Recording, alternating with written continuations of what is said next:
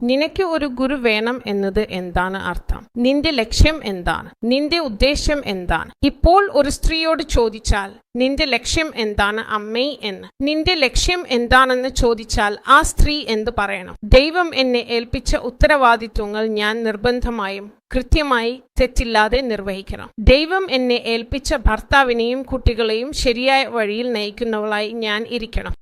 ഞാൻ സത്യത്തിനായി നിലകൊള്ളാം.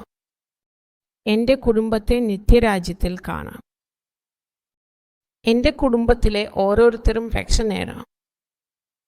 ദൈവം എന്നെ ഏൽപ്പിച്ച എല്ലാം ഞാൻ സുരക്ഷിതമായി സൂക്ഷിക്കണം.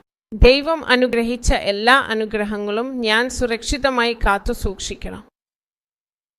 ഞാൻ അനുഗ്രഹിക്കപ്പെടണം.